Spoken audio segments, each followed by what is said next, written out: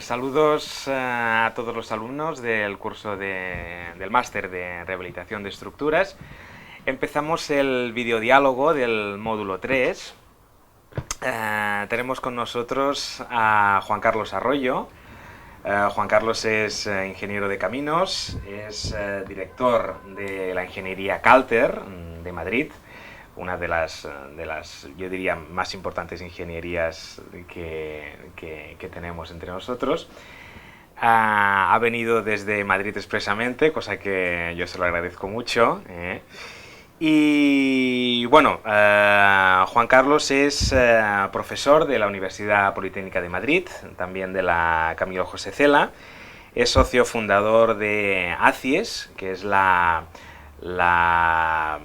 Asociación de Consultores de Estructuras, competencia de la ACE, que tienen su sede en Madrid. También es socio de nuestra asociación, de la ACE.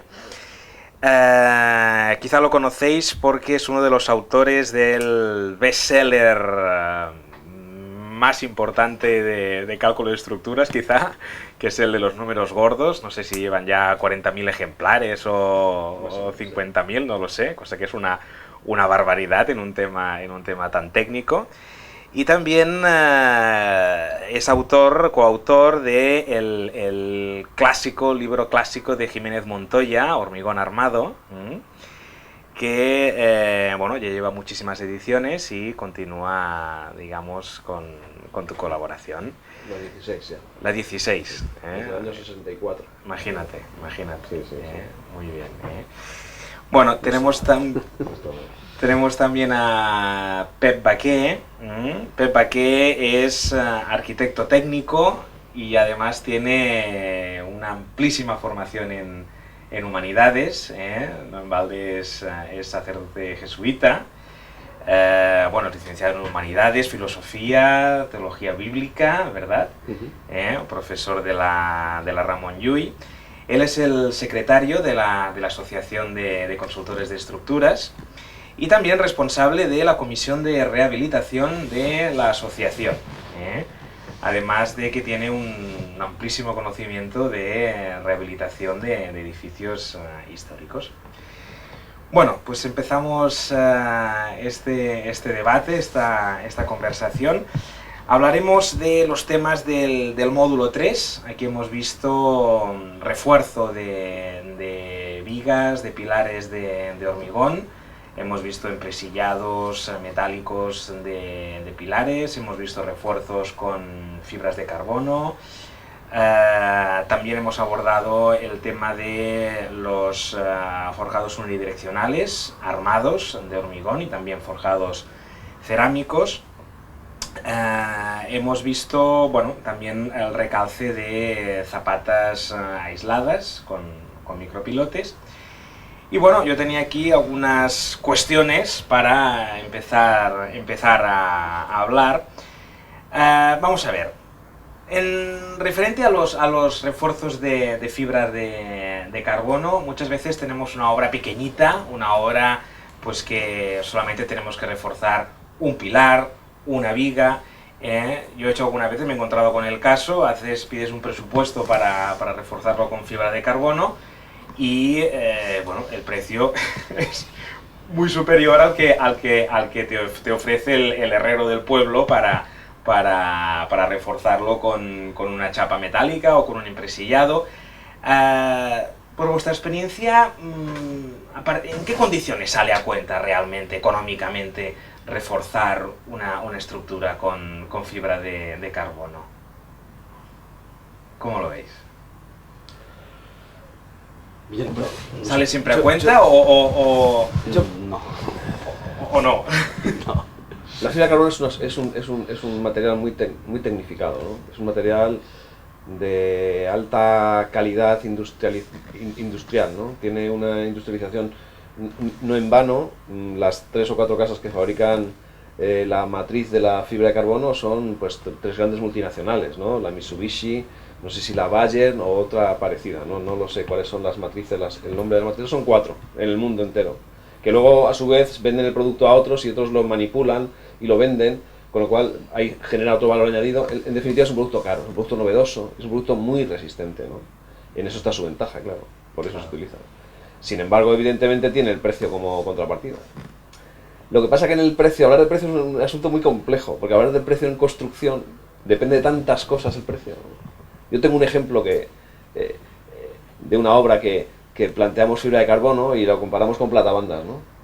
A mí la platabanda no me gustaba como solución, una chapa pegada a un paramento de hormigón, pues no me parece que sea una solución muy potente, y habría que estudiar si lo es, solamente pensando en el punto de vista de que sea compatible la deformación del hormigón abajo, que sea capaz de transmitir, ¿no? Que haya compatibilidad, que no haya desplazamiento relativo, que se pueda pegar bien, la chapa no se puede pegar bien. Y hicimos un estudio, digamos, tipológico y dijimos, nos parece que la mejor solución es la fibra. Entonces, proyectamos fibra y después vimos el precio. Entonces comparamos el precio de la fibra con el precio del acero y dijimos, joder, nos hemos equivocado. Porque es que la fibra cuesta 6 veces más, ¿no? Coeficiente de equivalencia más, ¿no? 7,15 veces más, ¿no? Y luego resultó que al cabo de al final convencimos a la propiedad de que eso era mejor, ¿no? Y la propiedad sacó la obra a licitación, se construyó y con los meses me enteré del precio. El precio en realidad había sido absolutamente equiparable, el de la fibra con el del acero. ¿Qué quiero decir con esto? Que cuando hablamos de precios hay que pensar en de qué precios hablamos. Y eso es una circunstancia que en España pues tiene un poco de... es curiosa, ¿no? ¿Hablamos de precio de proyecto o de precio de obra? Porque si hablamos de precio de proyecto, efectivamente, la fibra es carísima. Pero si hablamos de precio de obra, cuando el jefe de obra llama a 3 casas a entrar en competencia para ver, el precio se puede dividir por mucho. Y en el caso de la fibra de carbono, además, tiene un añadido, que es que la gente que vende fibra de carbono y que le interesa colocar fibra de carbono, está interesada en que se coloque, y por lo tanto, también hay una competición ahí que hace que ahora mismo el precio de la fibra para obras interesantes, y obras grandes o de renombre, merezca la pena poner fibra porque al final vas a conseguir un precio muy bueno. Es verdad que el ejemplo que pones tú, pues no es así, claro. Tienes que hacer un refuerzo de un chalet o de un unifamiliar, ¿no? Con todo respeto al chalet, ¿no? Sí, que yo no tengo un chalet, me es. gustaría, o sea que con todo el respeto del mundo, claro, ahí la competencia es difícil que la actives, ¿no? Claro. Pero si la activas, puedes conseguir un precio bueno. Yo añadiría algo que me parece importante al respecto, y es que para utilizar la fibra de carbono hay que conocer muy bien el receptor de esta fibra de carbono. No se puede proyectar así, más o menos a la tuntum. Hay que conocer muy bien el elemento, el soporte. Y a partir de aquí poder calcular exactamente lo que necesitas, la sección que necesitas y por qué. Y en ese aspecto yo a veces he tenido que desaconsejar a clientes el uso de la fibra de carbono precisamente porque es muy difícil conocer la situación del receptor, sobre todo en rehabilitación. Sí. Cuando tienes que actuar sobre una obra nueva, recién hecha, porque ha habido, por ejemplo, un fallo en la armadura que nos ha puesto por lo que sea, ¿no? O bien porque hay un cambio de uso, porque quien compra la propiedad, pero son situaciones en las que conoces perfectamente. Sí, recién hecha la obra. Recién hecha la obra, conoces el receptor, la viga de hormigón, la armadura, sabes todo eso. Entonces, a partir de aquí, puedes afinar muchísimo el cálculo y sabes exactamente qué vas a poner y por qué, cómo lo vas a colocar. Muchas veces se nos pide en rehabilitación si podemos solucionar ese tema, porque hay un cambio de uso y tal. Entonces, es muy difícil a veces la investigación, porque hay que conocer. Y yo me he encontrado a veces con estos edificios de principios de los 70, que se puso de moda el tema de las vigas planas, ¿te acuerdas? Sí, ¿no? Sí. Todo eran vigas planas, y también aquí en Cataluña el reticular. Y claro, esas vigas planas suelen tener bastantes deformaciones. Y cuando te piden si sería adecuado a ese material, casi siempre tienes que decir que no, porque claro, ese material, la colocación de la fibra de carbono no va a resolver el problema de las deformaciones. Y además muchas veces te encuentras que estas vigas planas no tienen capacidad para soportar el cortante. Por lo tanto, si ya no pueden soportar el cortante, ya no vamos a armarlas con suplementos de flexión porque ya no cumplen. Por lo tanto, hay que ver tal. Yo diría que cuando se conoce exactamente el soporte y las condiciones, un estudio serio del tema suele ser económico y rentable. Pero además hay que tener en cuenta la obra. Es de una rapidez de ejecución, claro, fantástica. Y las prestaciones son a los 20 minutos. Quiero decir que esto tiene una importancia enorme. Normalmente los refuerzos estructurales con acero, con perfilería de acero, aunque sean platabandas y tal, suelen ser bastante engorrosos ¿no? La ejecución. Y uno, digamos, si ya tenés que poner perfiles de cuelgue y todas esas cosas, y encamisar pilares, yo que sé, muchas cosas de este tipo. Por tanto, la idea que creo que tiene que tener todo el mundo, el cliente y el técnico, es que solo es posible estudiarlo en serio, y por tanto su rentabilidad, si conoces exactamente el soporte. Si no, es muy difícil. Hay que hacer una investigación muy seria. Actualmente se puede hacer una investigación porque tenemos detectores de metales que ya trabajan en 3 dimensiones y puedes situarlo y tal, pero hay que trabajarlo muy en serio. Sí, hay que tener cuidado con las afirmaciones generalistas, ¿no? La fibra de carbono refuerza estructuras, ¿no? En general, bueno, pues no, depende de qué, ¿no? Hay una observación del precio que me parece muy interesante, retomando el tema del precio, que es que también el precio, yo creo que hay un poco de confusión en el mundo de la construcción en España. Yo creo que el precio de una obra es cuánta gente hay en qué tiempo. Claro. Más que cuánto material has puesto. Claro. Si al final lo barato es el material, el hierro, ¿no? Que no paga seguridad social, ¿no? Y que el trabajador sí la paga, gracias a Dios, y eso es lo que realmente encarece una obra. ¿Cuánta mano de obra utilizas, no? Entonces, si la fibra de carbono utiliza menos, pues parece que, claro, que el número, así a primera vista, el número gordo dice, oye, es que seguramente sea muy competitivo. No es, a lo mejor no es la mejor solución, pero que es competitivo, casi que es seguro, ¿no? Y luego, respecto a cómo se utiliza la fibra de carbono, ¿no? ¿Dónde y dónde no, ¿no? Pues, si hay que tener claro, por ejemplo, que si el material de recibo, el que recibe la fibra de carbono, es un material bueno, lo va a mejorar poco. Si es malo, lo mejora más, ¿no? Eso es oye, el hormigón es muy malo, pues entonces la fibra de carbono es muy rentable. El hormigón es bueno, pero quieres más. Bueno, pues a lo mejor tienes complicaciones, ¿no? ¿Cómo está armada la viga, no? Y para eso hay que saber, lo que decíamos antes, un poquito de diagrama de pivotes, para ver si estás rozando lo irrozable, ¿no? En el tema de armar una sección transversal a flexión. Aquí está el tema que antes comentábamos con ese compañero de los dominios de deformación. Claro, para dimensionar correctamente la fibra de carbono hay que tener muy clara en la cabeza y gráficamente los dominios de deformación, porque si te mueves en un sector adecuado es rentable, si te mueves en un sector no adecuado no es rentable, o sea, es echar el dinero por la ventana. Y eso es lo que hay que estudiar. Este compañero es Carla Romea, que ha hecho justamente unas explicaciones sobre los dominios de deformación, y que Figurat creo que lo tiene o lo va a colgar en YouTube, por si a alguien le interesa. Por tanto, un mensaje para los que vayan a proyectar es que tienen que tener muy claro en la cabeza qué son los dominios de deformación y cómo funcionan para poder dimensionar la fibra de carbono. Si tuviese que decir, digamos, en la lista de estados límites últimos que se pueden reforzar con fibra, ¿no? Y tuviese que elegir 2 que sí, 2 que no, así a bote pronto, diría claramente: se puede reforzar la flexión, cuando se puede, pero muchas veces se puede reforzar la flexión, es verdad. Y se puede mejorar la resistencia de pilares confinando. Esto es verdad, sí. Con un matiz, ¿no? Y lo que no se puede hacer es reforzar a cortante. Me parece complicadísimo reforzar a cortante.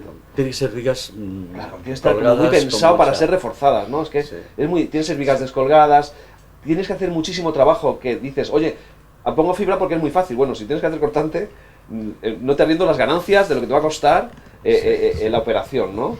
Tienes que garantizar, dicen algunos que puedes hacer en la viga descolgada, puedes hacer fibra que no llegue hasta arriba, con lo cual generas 2 sistemas de bielas y tirantes que tienes que hacer sumables. Tienes que garantizar que la compresión del sistema de abajo es compatible con... En fin, un poco, a mí me parece complicado. Habría que transportar foamises al hormigón para resolver esto. O sea, como si fuera el acero, para ver qué pasa en los 2 sentidos, ¿no? Y por último, confinamiento. El confinamiento mejora la resistencia del pilar, pero no pensemos que va a reforzar más allá de un 15, un 20, un 30%, y estoy exagerando. Claro, el confinamiento tiene el problema que las secciones suelen ser, si son secciones circulares, fantástico, pero suelen ser normalmente rectangulares, y a veces rectangulares con una desproporción entre una cara y la otra. La eficacia de la fibra va directamente relacionada con el radio de curvatura de las aristas, de lo que podamos redondear. ¿Qué ocurre? Teóricamente tú puedes redondear con radios de 4, de 5 centímetros, pero esto no es verdad, porque te encuentras con las armaduras. Sobre todo si tienes que trabajar en rehabilitación, las armaduras, los separadores, allá por los años 60, se colocaban muy mal los separadores. Y te puedes encontrar toda la armadura a un lado, con un recubrimiento mínimo, con los problemas ya de durabilidad, de carbonatación y todo esto. Entonces, ¿qué pasa? Que tú no puedes redondear lo que teóricamente harías sobre un papel. Y si no puedes redondear con radios que al menos sean de 30 milímetros, así es muy difícil que puedas confinar adecuadamente. Entonces, eso son limitaciones que hay que conocer para no engañar a la gente. O sea, No, de hecho, tú, Pep, has llevado un grupo de trabajo sobre... estoy llevando. Estás llevando un grupo de trabajo sobre fibras de carbono. Con la inspiración de una guía que había escrito este señor, un equipo para un industrial. Sí. ¿Y cómo va este trabajo? La verdad es que fue una idea que surgió en la última edición de Construmat. Yo ya lo llevaba en la cabeza hacía tiempo, y entonces en Construmat estaban los grandes fabricantes, que son estas multinacionales, y que son las que la aportan, y pasamos por los estantes de todas ellas, que además todas son miembros de ACE, son socios protectores de ACE. Y les propuse la idea y todo el mundo dijo, oye, pues encantados. Porque, ¿qué ocurre? Que en realidad no hay normativa europea, hay prenormativa europea. Y, bueno, una prenormativa europea, que es el boletín 14, el FIP 14, también los italianos tienen una prenormativa en muchos aspectos más avanzada, pero ¿qué ocurre? Que cuando vamos a usar fibra de carbono, tenemos un problema con las aseguradoras. Claro. Si ya normalmente en rehabilitación no se aseguran los edificios, no hay seguros decennales, no hay aseguradoras que lo hacen. Pero incluso en obra nueva o que tenemos que hacer cambios, un elemento extraño, como es la fibra de carbono, no suele ser aceptado por las aseguradoras, porque te preguntan, ¿ya qué normativa se acoge usted? Pues mire usted a prenormativas, a estudios y tal. Entonces nuestra idea es que hace que empiece a tener ya un prestigio. Creo que ACE tiene los mejores técnicos, la verdad es que es eso. Entre ACE y ACIAS yo creo que tenemos a los mejores técnicos del sector, juntamente con los grandes fabricantes y los que son multinacionales. Estamos redactando esta guía que pretendemos que sea una guía práctica, que no sea complicada, que sea de fácil manejo, que va a tener un programa, pero un programa muy transparente, para que el que lo use sepa exactamente todas las variables, que es uno de los problemas que hay en los programas, que son tan opacos que entras 3 datos y ¿te lo crees o no te lo crees? Bueno, estamos en ello. En estos momentos tenemos la guía de diseño ya redactada, y la de cálculo ya tenemos todo el proceso perfectamente establecido. Todavía está en hojas Excel, pero lo vamos a programar ya. Y estamos en este aspecto, y por tanto lo vamos a lanzar en cuanto podamos, pero la idea sería que el curso que viene lo podamos tener. Y yo creo que también los que están haciendo este curso se podrán beneficiar de ese trabajo, que creo que puede ser muy interesante. Claro, la guía que escribimos hace tiempo, que la hicimos para una casa comercial, ¿no? Para Trizoro, que es una casa española que vende fibra Mitsubishi, la hicimos con unos coeficientes y unos materiales que eran los propios de esa casa, y de tal forma que los métodos de cálculo pues tienen siempre, aunque está especificado al principio, pues están con el coeficiente del material que se considera propio de Mitsubishi y tal. A mí me parece muy interesante desde ese punto de vista vuestro trabajo, claro, porque va a sacar al mercado una aplicación blanca, ¿no? Que es fundamental, claro, porque la guerra la competencia leal, ¿no? Y lógica y lícita entre marcas establece sus criterios de competitividad en tanto en cuanto si el límite elástico es, claro, no sé, cómo se define y cuál es el coeficiente del material, ¿no? Entonces ahí ¿qué deformación? Claro, el coger un programa blanco y poder utilizarlo de forma genérica para cualquier material que te encuentres en la calle o que pidas información para ponerlo en tu obra, pues me parece fundamental, ¿no? Por eso todo el mundo se acogió a la idea y estamos colaborando. Realmente es un trabajo fantástico de colaboración y que nos lleva realmente muchas horas. O sea, lleva muchas horas. Es que todas estas... Sí. Pero es interesante y es un reto. Y además es un trabajo que que desde el punto de vista de ACE tiene un especial interés, porque es la primera vez que nos ponemos a trabajar juntos, socios numerarios y socios proyectores y amigos de ACE, porque uno de ellos es un ingeniero ya jubilado, pero que sabe muchísimo, y además trabaja como... Total, que hemos puesto mucha ilusión en el tema. Creo que va a ser un buen servicio al sector y va a promover realmente el uso. Y además todas estas cosas que decíamos ahora de los condicionantes, al entrar en ese programa y al entrar en la guía de cálculo, pues uno lo va a ver clarísimamente. Usted no siga porque no merece la pena, esto no es rentable, o esto no tiene solución.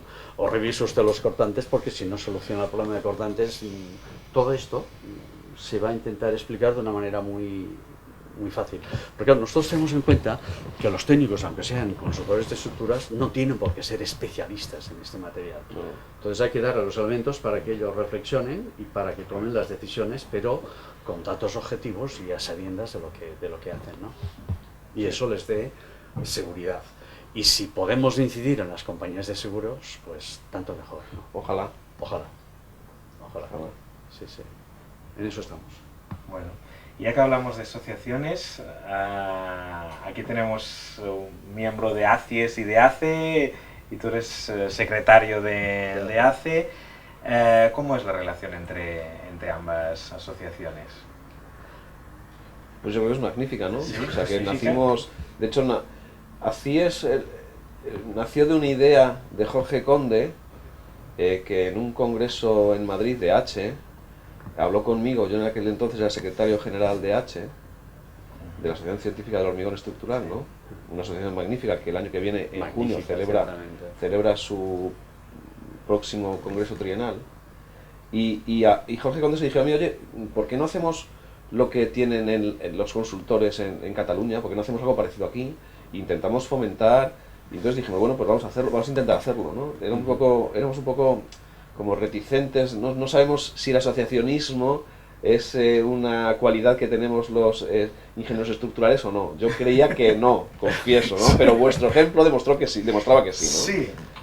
Y entonces, pues nada, nos juntamos los 8 o 10 o 15 que nos conocíamos y nos pareció a todos buena idea, y lo que hicimos primero fue llamar al 93, ¿no? Al teléfono de la ACE, ¿no? Sí.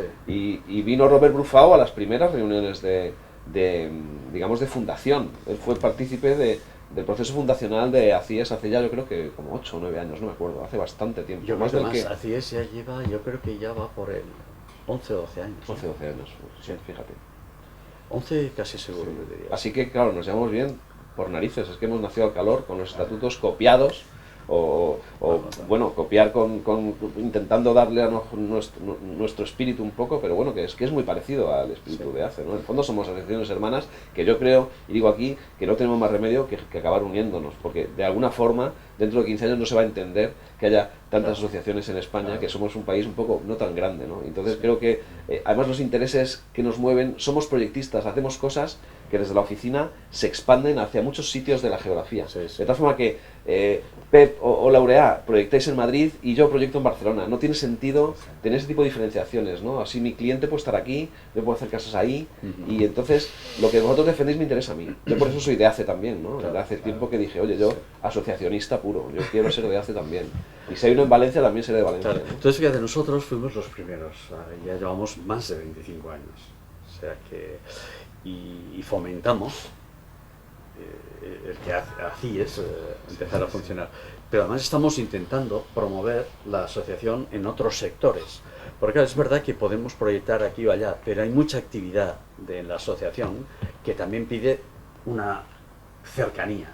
Si organizamos algo, pues fácilmente, si yo estoy viviendo en Madrid, fácilmente iré a algo que se organiza en Madrid, pero aunque me inviten en Madrid, no siempre tendré la oportunidad de ir a Madrid, que está a 600 kilómetros, o a La Coruña o así.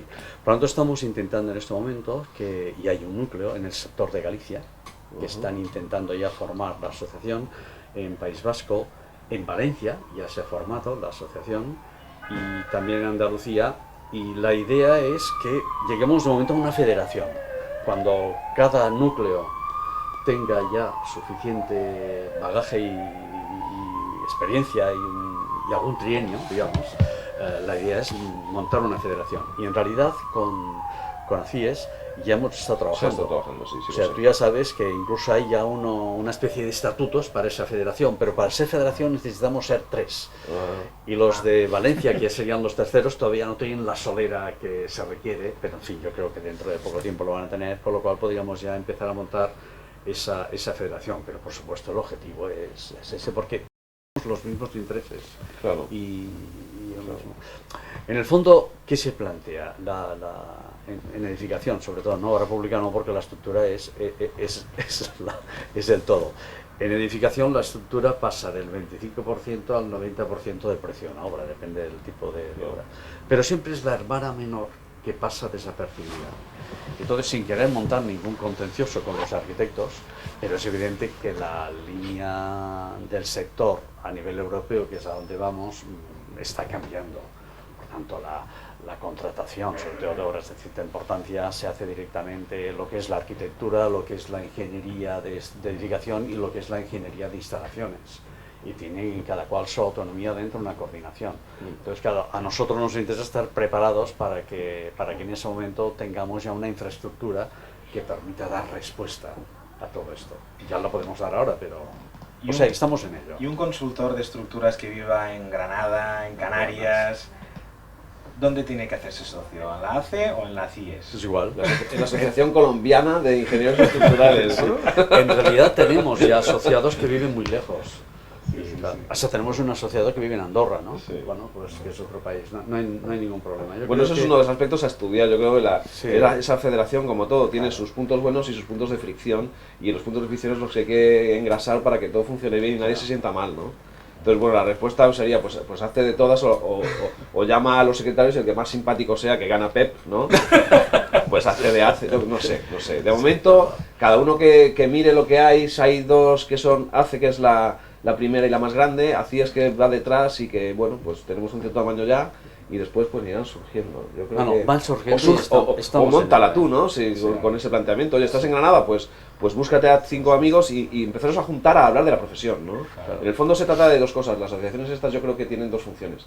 La primera y más importante es la función de lobby, ¿no? Dicho en público, ¿no? O sea, queremos No deja ser de un ser, lobby claro. oficial, ¿no? Del mundo de los ingenieros estructurales, ¿no? Y la segunda, que es lo que da la localía del asunto, es queremos también hacernos nuestro pequeño mundo de comunicación, ¿no? Claro. Que hasta ahora no está. Y en ese sentido, pues esas dos funciones pues se pueden desarrollar en Granada con 5 personas que se dediquen a esta profesión, ¿no? A esta- Y además, fíjate, sale la palabra profesión, que es un tema importante, que ya nació así, en ACE, y es que en realidad toda la gente ha pasado por el Politécnico, pero son distintas carreras. O sea, tú, por ejemplo, eres ingeniero industrial, yo soy arquitecto técnico, tú de caminos, hay bastantes ingenieros industriales, hay arquitectos, hay muchos arquitectos aquí, Claro. en Madrid no. Pero ¿qué nos une a todos? Bueno, la profesión, nos dedicamos a lo mismo. Venimos todos de la misma universidad, al menos los de aquí, casi todos, pero hemos pasado por distintas carreras y sin embargo estamos ejerciendo la misma profesión. Eso también tiene su importancia de cara a ese futuro que se nos está abriendo en Europa. ¿Es distinta la consultoría de estructuras en Barcelona y en Madrid? ¿O es esencialmente igual? ¿O hay diferencias? Yo creo que hay algunas diferencias, aunque sea solo por profesión, ¿no? Aquí en Barcelona hay mucho más arquitecto, mucho más ingeniero industrial. Aquí en Barcelona casi no hay ingenieros de caminos, hay muy poquitos. Hay poquitos. Sí. En cambio en Madrid no, que en Madrid quizás Casi es La todos mayoría son todos son distintos. distintos. Habrá un ingeniero industrial también, ¿no? Sí. Ahora mismo no recuerdo, seguramente sí, que me Seguramente sí, perdone si hay, no recuerdo. De arquitectos hay varios, Lo que pasa es que el también mucho es- menos. el tipo de empresa Lo que pasa es que también es distinta. verdad que la tradición de ingenieros de camino en Madrid es anterior. Claro. Tú piensas que cuando yo estudiaba la carrera, si hubiera querido estudiar ingeniero de caminos, hubiera tenido que ir a Madrid. Solo se estudiaba en Madrid. Eso sí. Por tanto, en Madrid hay toda una escuela y una tradición, viene de Fundamental. muy lejos. Parece Sin mentira, embargo, es aquí fundamental. Esa esto es lectura fundamental. Aquí No, no, empezó aquí- Caminos hace... ¿Y por qué hay muchos industriales? Pues porque la tradición textil, En Cataluña había industrial, muchísimo ingeniero industrial que no lo claro. había en Madrid. Sí, sí, sí. Aquí había mucho. La tradición de arquitectura de Barcelona viene de muy lejos, mucho más importante que la de Madrid. O sea que la tradición de arquitectura de aquí, además la arquitectura de aquí empezó con gente muy significada en temas estructurales. como es Torres, famoso, que celebramos no sé qué aniversario hace poco, ¿no? Que fue un maestro de mucha gente, entre otros de Gaudí. Tanto la tradición de la arquitectura y de las estructuras en la arquitectura aquí tiene una historia que no la tiene, por supuesto, no la tiene. Bueno, yo no sé. Y claro, esto se nota. Ahora ya estamos en ese momento se va homologando todo porque tienes las mismas facilidades de estudio de esas carreras en un sitio u otro. No en toda España, pero en Barcelona sí, pero eso no fue así. La explicación universitaria, pero hago un paréntesis que no es muy importante. Tanto es así que yo creo que, por ejemplo, ¿no? Y me salgo un poquito del tema, en España hacemos mucho más hormigón que metálicas, sí. Porque nuestra tradición universitaria ha sido hormigonera, fundamentalmente. Porque Torroja era un expertísimo en hormigón, fue el fundador o el impulsor de las primeras normas europeas y la primera norma española del 62, y toda la Escuela de Caminos de Madrid se puso, ¿no?, en fila detrás de don Eduardo, trabajando en el hormigón, ¿no? Y entonces el acero como que, pues a lo mejor por alguna razón fue menos famoso, tuvo menos penetración. Y aquí hubo mucha tradición de acero. Y aquí hay mucha tradición de acero, en cambio, ¿no? Entonces, fíjate lo importante que es la universidad, los profesores de la universidad, lo que transmiten, la investigación, porque en el fondo no parece, es una cosa de largo recorrido, ¿no? Pero cala. Esto cala. Sí. Por lo tanto es interesante que venimos de tradiciones distintas y estamos en una situación de convergencia, ¿no? De colaboración y eso. Yo creo que está y luego que la técnica avanza un montón. Que es una, o sea, nosotros estudiamos la carrera con la normativa esta, la primera. La HA61, ¿no? O HA62. Luego nos cambiaron toda la nomenclatura, ¿tú te acuerdas, no? Tuvimos que hacer una especie de bueno, y todo esto, o sea que fue muy interesante el cambio. Sí. Bueno, a ver, yo quería comentaros otra cosa. El tema de la oxidación de las varillas de acero en el hormigón, que es casi una epidemia, está en todas partes, muchos edificios, si es de hormigón y tiene algún problema, seguramente es que tiene tiene problemas de oxidación. Hacemos las cosas bien, ahora me refiero ya en obra nueva, cuando proyectamos en obra nueva seguimos, digamos, utilizando las mismas técnicas que estamos viendo ahora, que tienen una fecha de caducidad muy concreta, y que cuando llega esta fecha de caducidad siempre se pretende que el edificio continúe su vida útil, y entonces, bueno, obliga a unas reformas, a unas rehabilitaciones muy importantes. ¿Ya vamos bien por aquí o tendríamos que buscar otros sistemas? No sé, hormigón con fibras, hormigón, varillas de acero inoxidable, varillas con recubiertas de epoxi. ¿Qué opináis sobre esto? Bueno, yo aquí voy a... ¿Quieres tú empezar? No, hombre, no, yo directamente. No, sí. Iba a decir que yo creo que en el mundo en este mundo de la corrosión y de la durabilidad, y ahora me pongo hormigonero, ¿no? Y hago como una diferenciación entre el hormigón y la estructura metálica. Creo que en el hormigón somos demasiado sinceros. Y hablamos demasiado sobre una cosa que en realidad no es un problema. Porque en realidad la durabilidad del hormigón armado es fantástica. Y esa es la realidad. Si se hacen las cosas bien, vale, perfecto, después de la coma, ¿no? La durabilidad de una estructura metálica es mucho más pequeña que la de una estructura de hormigón, porque el acero lo tiene a la intemperie. Entonces tienes que hacer algo activo para intentar evitar la corrosión. En el hormigón tenemos la ventaja de la capa protectora de hormigón, que es un protector fantástico de la corrosión. O sea, yo creo que los grandes números dicen que en realidad tenemos menos problemas de los que tenemos. Lo que pasa es que todos los problemas que tenemos, casi todos son de corrosión, ¿no? Por eso la norma, cuando habla de clases de exposición generales, es dedicado a la corrosión, ¿no? Y luego habla de clases ambientales específicas, ¿no? Que son, pues, para otro tipo de ataques, ¿no? O sea, que la corrosión es, digamos, el ataque estrella. Pero aun siendo el ataque estrella, no es un ataque que a nuestras estructuras de hormigón armado las fastidie mucho. Hay muchísimas estructuras de hormigón armado funcionando bien, muchísimas más que funcionando mal, ¿no? Lo que pasa es que las que funcionan mal son por corrosión. Y nosotros, que somos médicos, ¿no?, de esa patología, patólogos, pues, somos patólogos y terapeutas, ¿no? Y terapeutas, sí. pues nos vemos con muchos casos de esos, ¿no? Claro. Es como si dice un policía, joder, es que hay muchos asesinatos en las Ramblas, coño, es que eres comisario en las Ramblas, claro, ¿qué vas a ver? ¿Qué vas a ver? ¿Gente diciéndose buenos días? Pues no, tú ves casos de asesinatos, ¿no? Entonces, yo quería quitar un poquito de hierro al tema de la durabilidad. Eso dice Calavera ya, dice, hablamos demasiado de durabilidad, ¿no? Por eso decía lo de ser sinceros, somos demasiado sinceros. Estudiamos demasiado una cosa que no es un gravísimo problema, es un problema y hay que actuar contra él. Yo pienso como tú, lo que pasa es que en este momento estamos afrontando la realidad de unos edificios que se hicieron de hormigón, que se han portado muy bien, pero de todo el blues de la construcción y del hormigón de los años 60 y 70, que las condiciones de ejecución no fueron lo que ahora exigiríamos de estas. Y los problemas principales vienen sobre todo de recubrimientos que no son buenos, o bien de hormigones muy porosos y tal, ¿no? Y evidentemente el problema lo tenemos en la corrosión de las armaduras. Yo creo que actualmente, tal como estamos trabajando, que estamos controlando muy bien sobre todo los separadores y todas esas cosas, y el equilibrio entre el recubrimiento, porque incide mucho el tema de incendios, que no sea excesivo, para que la fisuración tampoco sea excesiva. Claro, en fin, todo esto yo creo que lo estamos estudiando y tenemos bastante controlado el tema. De todas maneras, los grandes problemas de corrosión normales, ya si estamos en obras marinas, estamos metidos en el mar, pero lo normal en edificación suele venir por el anhídrido carbónico y por los cloruros. Son los dos temas que inciden allí. Entonces, en este momento tenemos la posibilidad de usar ya inhibidores, incluso en el amasado, inhibidores, o bien inhibidores superficiales que llegan a penetrar hasta 80 y 90 milímetros, que forman una capa protectora sobre los metales, sobre el acero, que realmente hace como de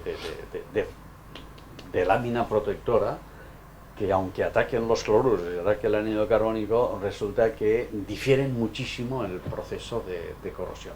Y esto actualmente es muy fácil su aplicación, por tanto, incluso cuidando el tema de la ejecución, la separación, el recubrimiento y mirando muy bien todos estos aspectos, podemos ya usar con muchísima facilidad inhibidores, que son de muy fácil uso y de muy fácil aplicación, y muy baratos, digamos, la incidencia del precio es ínfima. Sean superficiales, que son totalmente transparentes, ni te enteras. O sea, el problema de los superficiales es que son tan transparentes que no sabes si los han aplicado o no, pero se puede controlar con rayos y tal. Pero, y todo esto además se puede comprobar, se pueden sacar, extraer probetas y ver cómo funciona. Por lo tanto, yo diría que, por una parte, vamos a trabajar bien, vamos a controlar sobre todo la separación, el recubrimiento, y por otra parte, podemos usar inhibidores que se están ya comportando muy bien y sabemos que tienen una eficacia enorme. No sé qué pensarás tú, pero yo creo que es muy fácil de esa aplicación. En un edificio ya con, digamos, con el hormigón carbonatado completamente, ¿el inhibidor funcionaría? Funciona, pero hay que ver hasta qué punto ha quedado afectada la armadura. Claro, si hay pérdidas de sección o si ha habido una expansión bestial, pero digamos en una situación normal que tú puedes decir, no, realmente la carbonatación ya ha penetrado 10 milímetros, 12, la armadura todavía está a 10 milímetros. Yo puedo actuar aquí con inhibidores y realmente retrasar una barbaridad la corrosión debido al anhídrido carbónico o a los cloruros. Si estamos relativamente cerca al mar, en Madrid no tenéis problemas. Aquí tenemos más problemas porque tenemos toda el mar. O bien edificios, a veces hemos actuado en edificios de tipo piscinas, ¿no? Que tienen una concentración de cloro brutal y se tienen con hormigón armado tranquilamente y ahora están pues fatales, ¿no? Esto se puede actuar ahí, no sé qué te parece, pero me parece que sí, la cosa va por ahí, ¿no? Sí, yo además creo que en el mundo estructural, que tenemos fama de ser unos cocos, en el mal sentido de la palabra, ¿no? Sí. ¿No? En las universidades solemos ser, las estructuras suelen ser las asignaturas odiadas, ¿no? Porque son las más... En ese mundo... Excepto para los aficionados. O sea, hay unos que les encantan. Claro. Yo creo que en ACI Mundo apasionante. No entiendo cómo a la gente no le... Yo creo que en ACI estamos los que cuando hicimos la carrera eso nos interesaba muchísimo. Los y todo el frikis. mundo... Exactamente, bueno, pues eso sí. Quiero decir que en este mundo no sé cómo se dice, ¿no? Que los números están tan dentro de nosotros de forma continua. Creo que a veces hay que hacer cuantificable, ¿no? Hay que salir de lo cuantificable Sí. y entrar en lo calificable, ¿no? Sí. Y en ese sentido, el tema de la corrosión, la durabilidad, las fisuras, creo que es un mundo en el que si te sales eres más eficaz que si te metes, ¿no?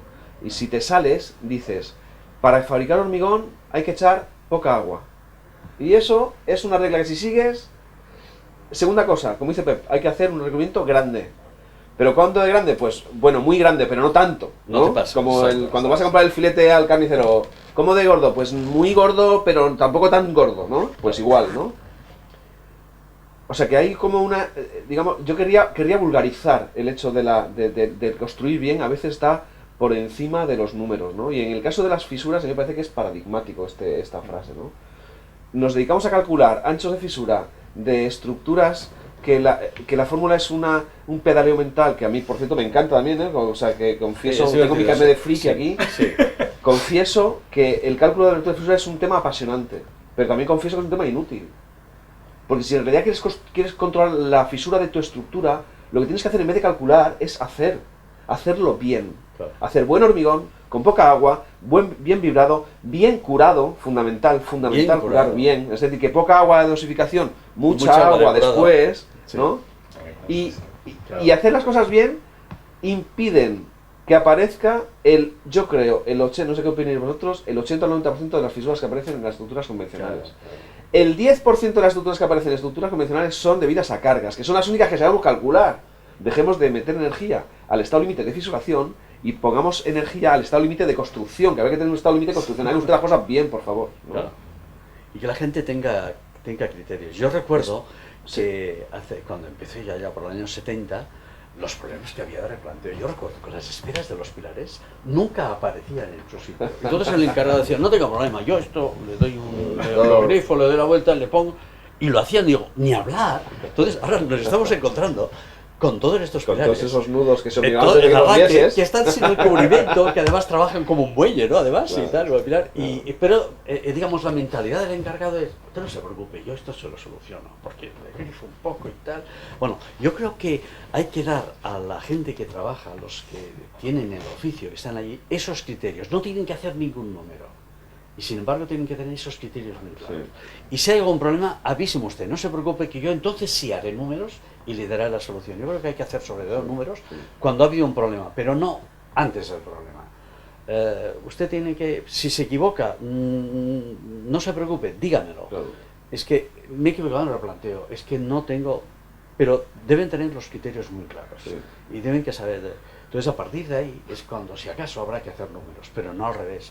Porque puedes hacer unos números espectaculares, pero si luego no entienden mal, no, claro. pues estamos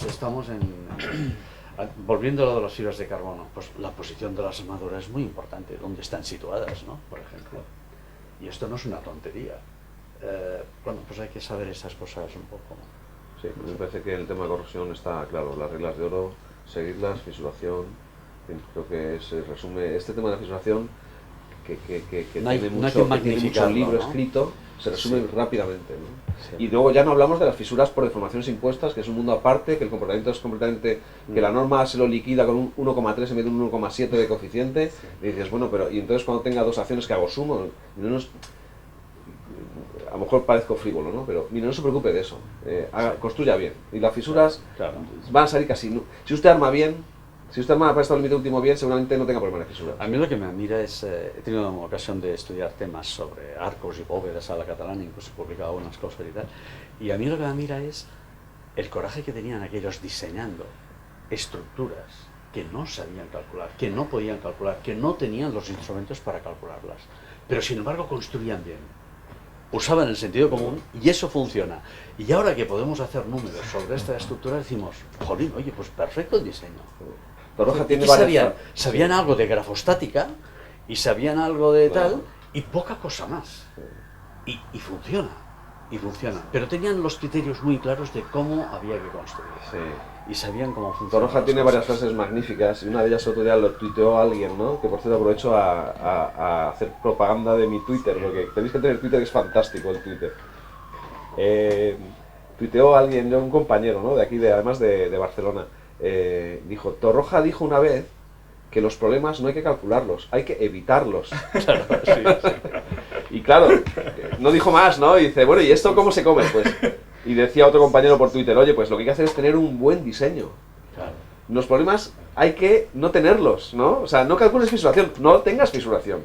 Intenta dimensionar, intenta los cantos, las armaduras, intenta construir para que no tengas ese problema, ¿no? Eso me parece que es... Ya te buscaré en fundamental. Twitter, ya te buscaré. Sí.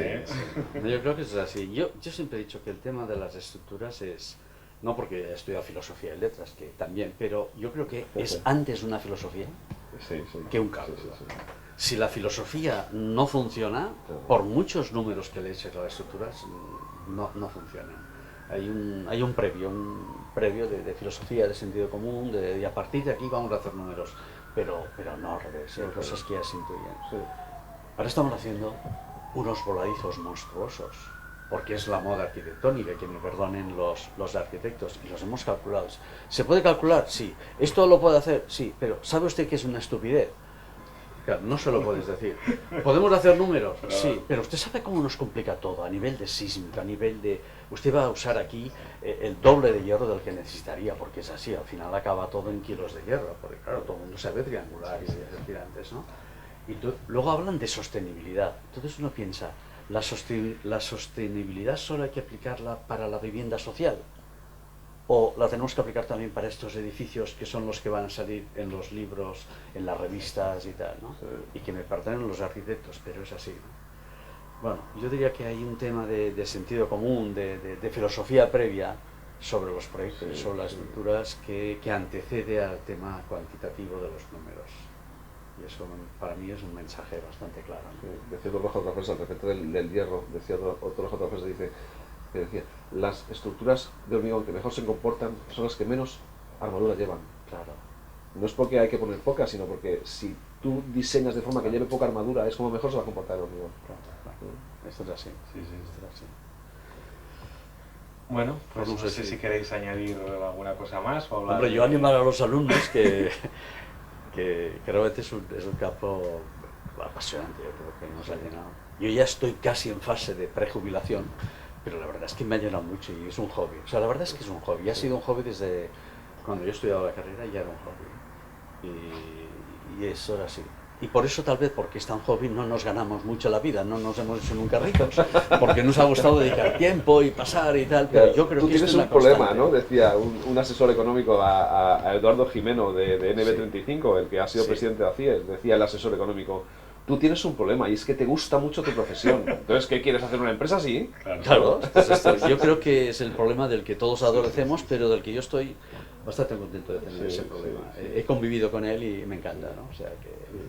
Yo quería decir una cosita más que me parece muy importante, tenía apuntado y que habla de las fibras y de un tema que no nos ha dado tiempo a hablar porque nos hemos liado a charlar y al final se nos ha ido el tiempo, ¿no? Que es la ductilidad. Las fibras, el sismo y la ductilidad. Es mucho más importante en un refuerzo pensar en las deformaciones que pensar en la resistencia. Claro. Y por eso es mucho más importante confinar que meterle más capacidad resistente, ¿no? Es mejor pensar en a dónde se rompe que a cuánto rompe. Claro. Es mucho más importante. Si tienes claro eso, harás estructuras bien hechas, ¿no? Sobre todo al sismo, ¿no? Que es un tema pues preocupante, por ejemplo, con el tema del Lorca, ¿no? Claro, aquí en Lorca, sí, aquí es donde hemos visto las orejas del lobo, ¿no? Claro. En la ciudad de Lorca. Porque un hormigón confinado adquiere un incremento de resistencia del orden del 10%, del 15%, del 20%. Pero una ductilidad enorme. Pero es que le multiplica por 3 su deformación última, el confinamiento. Y ahí es donde tiene su verdadero, donde es el príncipe, ¿no? De la estructura, el refuerzo mediante confinamiento con cualquier cosa, con fibra, con cercos, con lo que sea, ¿no? Y luego volviendo a lo de antes, en el caso del sismo, yo creo que la clave está en proyectar bien. Ya la norma te da unas cuantas pistas, pero que son evidentes. Si tú tienes una planta, unos voladizos, una cosa que parece un peine y todo eso, pues ya puedes echar números que... Primero que va a ser carísima la situación, pero es que el día que hay un sismo, por muchos números que hayas hecho, es que el problema de un sismo es que si te falla algo por un sitio, eso arrastra a todo lo demás, ¿no? Entonces tener criterios claros en diseño para el tema del sismo es importante. Si pudiéramos hacer edificios de goma, de neopreno, ¿no? Sería bastante ideal, se moriría todo pero se quedaría ahí. Pero Efectivamente, todavía, claro. o sea, Quizás como un la furado, ¿no? productividad a tope, ¿no? O sea, una Quizá cosa el así. problema que tenemos aquí en España y que no tienen en Latinoamérica es que aquí vemos el sismo como una cosa... Sí, sí, pero ojo, ¿eh? Sí, ya lo sé, No, ya. hay Pero, zonas sísmicas. pero no hay conciencia, yo creo. No Ni sé siquiera en cómo las lo veis. zonas sísmicas y conciencia, yo no quiero contar ningún caso, Eso pero no. ni siquiera en las zonas sísmicas y conciencia de, tampoco quiero meter miedo, porque las cosas se hacen más o menos, yo creo que se hacen bien, ¿no? Pero no hay mucha conciencia sísmica y en algunos casos pues se desprecia, porque no pasa mucho, Claro. ¿no? Que eso es peor, que no pase mucho. La falla esta, que separa, digamos, Asia de África, está pasando por ahí. Está pasando por ahí, con unas ramificaciones complicadísimas en el Mediterráneo. Y eso está ahí, se está moviendo. Yo leí un artículo, no recuerdo, un colega tuyo interesante que decía en unas conferencias que le preguntaban, ¿y aquí puede haber tsunamis? Digo, claro que puede haber tsunamis. ¿Y tenemos algún mecanismo, algún detector? No, en toda la costa mediterránea nadie se preocupa de ese tema. Y puede haber un tsunami, claro que puede haber un tsunami. Y podría ser bastante... bueno, Sí, hay que quizá no- la dicotomía que tenemos entre el arquitecto que proyecta y el ingeniero que calcula, bueno, aunque las profesiones se puedan intercambiar, esto hace que el que proyecta la arquitectura no se preocupe, ¿no? Demasiado ya vendrá otro y lo calculará, ya lo resolverán haciendo los números, ¿no? Ya me dirán si cumple o no con la norma y Claro, el problema es que todo se puede calcular, ¿no? Y eso a veces es un problema más que una ventaja, ¿no? Claro, Y pero habría que claro, poder o sea, calcular sobre las cosas que se pueden Pero a pensar, mí me da ¿no? angustia a veces. Yo cuando veo este voladizo sobre la Plaza de las Glorias, que vosotros no habréis visto, sí, ¿no? sí, Todo lo que supuso y tal. Digo, pero ¿qué necesidad la hay? necesidad hay. Desde mi punto de vista, Sí, sí, sí, yo lo considero horrible, pero yo pensaba solo el tema del mantenimiento. ¿Qué va a pasar el día que hayan estas placas que están sobre el Gran Vía y tengan ¿dónde? ¿Cómo van a parar la circulación de toda una especie de autopista de salida de Barcelona, ¿no? Pero se han quedado tan contentos con este edificio que sale en voladizo ahí en la Plaza de las Glorias, encima. Bueno, pues estas cosas yo pienso que son auténticos disparates y que me perdonen los arquitectos y el equipo que lo hizo, que sé que nunca me va, nunca me va a contratar, pero me da igual, yo lo digo porque ya a mi edad puedo decir lo que me dé la gana, ¿no? Pero es que es verdad, claro que se puede eso- calcular. Claro, yo puedo hacer un voladizo enorme sobre una autopista, ¿por qué no? Pero ¿no te parece absurdo? O sea, sí, no hay necesidad, ¿no? Sí. sin necesidad. Como, hay que hacer como decía Anguita, ¿no? En vez de programa hay que decir pensar o algo así, o concebir, o tipología, ¿no? En vez de programa, ¿no? Pues eso, pensar, concebir, tipología. Dedicarle tiempo al principio para no dedicarle tiempo al final, ¿no? Es fundamental, pero eso yo creo que es en todos los oficios, ¿no? Sí, sí, sí. Pues en esa estamos. A pesar de eso, nos llevamos bien con los arquitectos. Y repito que en ACE la mayoría son arquitectos, por tanto... Lo que pasa es que aquí no tenemos ninguno. Aquí no hay ninguno. Pero yo diría lo mismo si hubiera un arquitecto. O sea, que no, sí, lo he comentado con cantidad de gente y sabe mucha gente lo que yo pienso y tal. Al final te dicen, ¿pero tú lo puedes calcular? Sí, pero me sabe mal calcularlo. O sea, la verdad es que... No, y en eso te doy toda la razón. Yo también muchas veces Sí. pienso lo mismo, sí. Sí, y a veces quizá nos tendríamos que ver un poco más duros, ¿no? Yo me acuerdo el caso de un edificio en Olot, que es Sí. zona sísmica, que el arquitecto nos lo había, cuando yo trabajaba en Indus, nos lo había entregado el proyecto y tenía un pilar que apeaba, este pilar apeaba en dos pilares y estos dos pilares volvían a apear luego en otro... O sea, se cerraba el círculo otra sí, vez, sí, ¿no? sí. Y yo era joven Impetuoso. Impetuoso. Siempre esto, por supuesto, tal, ¿no? No, todo lo contrario. Le dije que eso yo no lo calculaba. Que eso es una barbaridad, hombre. Y se lo dije a García Cabrera, que era mi jefe. Bueno, se lo dijimos al arquitecto, pensamos que no volvería y al cabo de 3 o 4 semanas volvió y el hombre lo había corregido su diseño y había puesto los pilares de arriba abajo como tenía que ser. Y García Cabrera me dijo, pues quizá tendríamos que ir un poco más duros, ¿no? Porque, claro, también es un poco, no sé, de explicar y bueno, en fin. Hombre, hay que transmitirle al cliente lo que crees tú que puede ser, ¿no? Como todo se puede calcular y al final todo se puede hacer, pues bueno, si esto es una imperiosa necesidad de tu lenguaje arquitectónico, pues hay que hacer un esfuerzo, oye, pues se hace, ¿no? Sí. Pero bueno, también hay que decirle, ¿es de verdad imprescindible en tu lenguaje esta cosa que va a costar más cara, es más peligrosa, es más difícil de ejecutar y si se ejecuta mal, ¿no? Transmitirles esa inquietud, ¿no? Yo pienso que hay Es algo, fundamental. algo normal, Hay que ser es sinceros. un proyecto es una obra de equipo.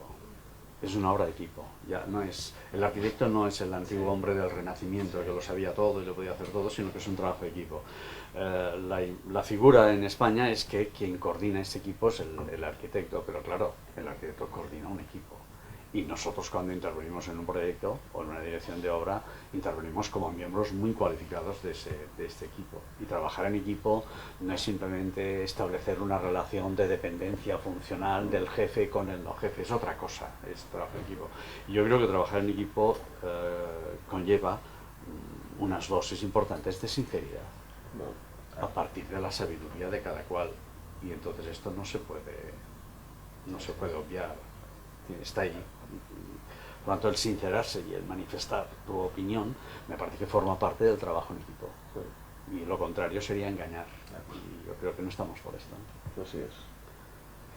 Pues en fin, muchísimas gracias a los dos Gracias a por haber vosotros. venido y haber estado charlando.